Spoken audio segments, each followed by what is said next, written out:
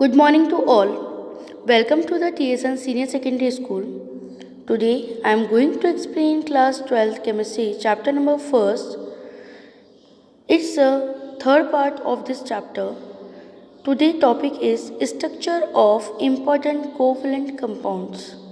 In the starting of this chapter, I will explain to you कि हम आगे जाके 3 तरह के स्ट्रक्चर की स्टडी करेंगे. वो कौन कौन सी थी बेटे? Diamond, graphite and fullerene. Now we are going to start.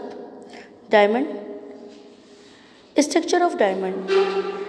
In the structure of diamond जो स्ट्रक्चर है इसका वो FCC टाइप का होता है. The means of the FCC face centred cubic structure. इसमें FCC टाइप का जब हम लोग देखते हैं कि जो बॉन्ड्स हैं वो इस तरीके से क्रिएट होंगी कि टेट्राहेड्रल स्ट्रक्चर बनता है.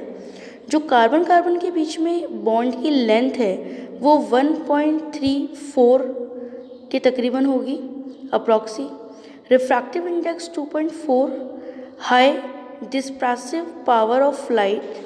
ये जो लाइट है उसको कई एंगल्स के अंदर डिस्पर्स कर सकती है. Next, non conductor of the electricity. Diamond का जो कैरेक्टर है कि ये इलेक्ट्रिसिटी का नॉन कंडक्टर होते हैं, ये इलेक्ट्रिसिटी को आगे पास नहीं करते. इसका जो 3D स्ट्रक्चर है वो भी मैं आपको आगे वाली स्लाइड में शो करूँगी. It is the hardest substance ever known. हम जितने भी सबस्टेंस के बारे में जानते हैं उनमें सबसे हार्डेस्ट सबस्टेंस जो होता है वो डायमंड होता है, यूज एज एब्रेसिव. यहाँ पे देखिए it is a 3D structure of the diamond. यहाँ पर ये जो ब्लैक डॉट्स आपको दिखाई दे रहे हैं कार्बन को यहाँ पे शो किया गया है. नेक्स्ट देखिए यहाँ पर नेक्स्ट स्लाइड के अंदर मैं आपको ग्रेफाइट का जो स्ट्रक्चर है वो शो कर रही हूँ. तो ग्रेफाइट के आप बॉन्ड्स जो देख रहे हैं वो किस तरीके से क्रिएट हो रखी हैं, यही हमें ध्यान रखना है. We know very well that graphite, diamond and fullerene they all are the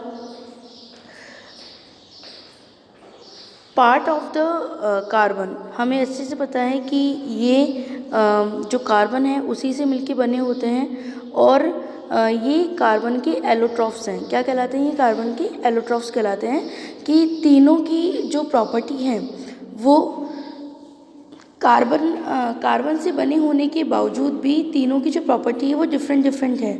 तो इसीलिए हम लोग यहाँ पर इसकी स्टडी कर रहे हैं कि जो डायमंड है उसका टेट्राहेड्रल जो स्ट्रक्चर है उस वजह से कोई भी फ्री इलेक्ट्रॉन नहीं हो पाता, इसीलिए वो इलेक्ट्रिसिटी को आगे पास नहीं कर सकता.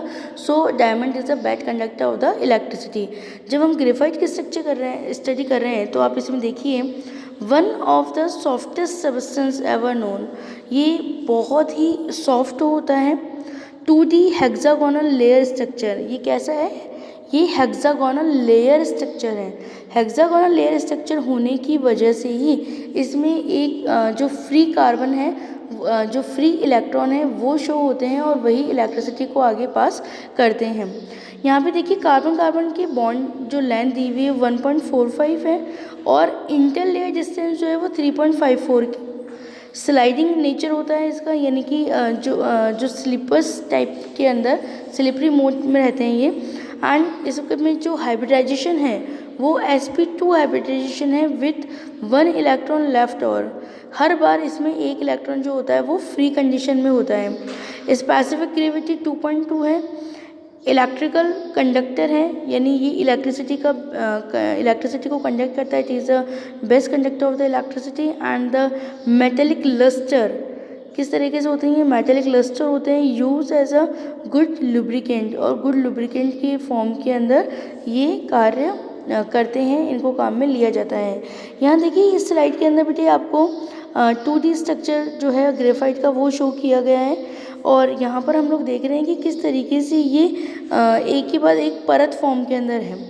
ठीक है ना. यहाँ पर जो इनके बीच में डिस्टेंस है वो 3.35 है फर्स्ट पार्ट के अंदर, और फर्स्ट से लास्ट वाला जो थर्ड वाला, जैसे ए से ए के बीच के जो डिस्टेंस है वो 6.708 और ए से बी के बीच में जो डिफरेंस है वो 3.354 है. ओके, तो जब आप इनका डायग्राम ड्रॉ करेंगे तो डायमंड और ग्रेफाइट का डायग्राम ड्रॉ करते वक्त आपके इनकी जो बॉन्ड्स हैं उनको बहुत ध्यान से ड्रॉ करना है। Now next fullerene we know very well कि फुटबॉल लाइक स्ट्रक्चर होता है ये। Now important points about the fullerenes discovered in 1985 as C60।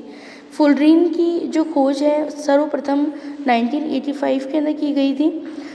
Consist of spherical ellipsoid and crystallical arrangement of dozen of carbon atoms। इसमें जो carbon atoms हैं वो इस तरीके से स्फेरिकल फॉर्म के अंदर आपस में बंधे हुए रहते हैं। 3 टाइप्स की स्टडी है हमारे पास, spherical also called bucky balls and the molecule of the year 1991 by science magazine and the cylindrical C nano tubes of bucky tubes. Next है प्लानर। तो 3 टाइप्स के अंदर जो फुलरिन है वो पाए जाते हैं। स्ट्रक्चर ऑफ द फुलरिन की स्टडी हम लोग कर रहे हैं यहाँ पे। 60 C atoms arrange in a pentagons and the hexagons. जो कार्बन के 60 कार्बन जो है, जो नंबर ऑफ कार्बन एटम जो है वो 60 होते हैं। ये आपस में पेंटागोनस और हेक्सागोनस फॉर्म के अंदर आपस में अरेंज हुए हुए हैं। इनके जो डायमीटर जो होता है वो 7 के तकरीबन होता है, 7 Armstrong. And the square ball shaped molecule with a 26 membered and 12 5 member rings.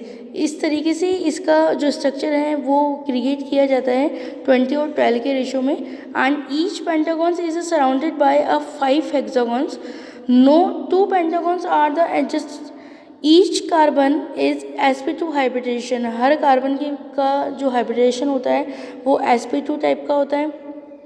आगे इसका यूज़ दिया हुआ है as a photo resistance in the preparation of the super conductor को के बनाने के अंदर इसको काम में लिया जाता है in optical device. And is batteries as a charge carries. Okay, now next it's a last topic of this chapter is a Bragg equation. In this slide I am showing to your Bragg equation diagrammatically form. यहाँ पर देखिए बेटे, आपको incident ray और reflected ray जो है वो दिखाई दे रही है। एक्सरे ट्यूब और डिटेक्टर का इसके अंदर यूज़ किया गया है। The X ray diffracted from atoms in a crystal planes obey the law of refraction. ये जो रिफ्रैक्शन का जो लॉ है उसको ये फॉलो करते हैं। X ray diffraction is a technique use for a structural determination of any crystalline. जो एक्सरे डिफ्रैक्शन है इसका जो उपयोग है वो structural determination of any crystalline का, किसी भी क्रिस्टलाइन का स्ट्रक्चर जो है वो डिटरमाइन करने के लिए किया जाता है। और it is based on the concept of a Bragg's law. ये ब्रैग्स लॉ के ऊपर पूरा जो कॉन्सेप्ट है वो ब्रैग्स लॉ के ऊपर बेस्ड है।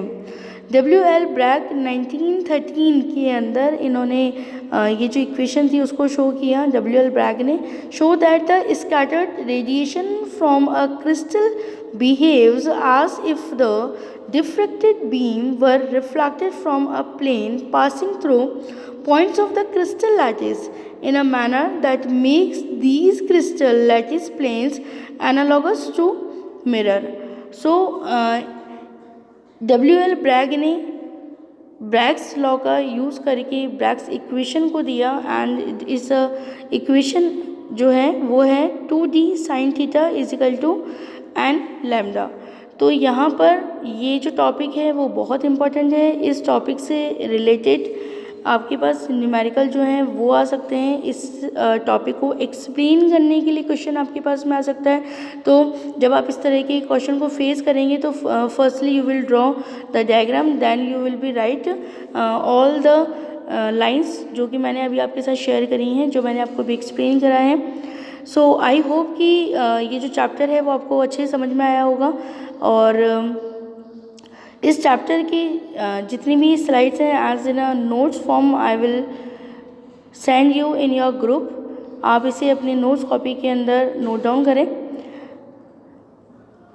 Thank you very much.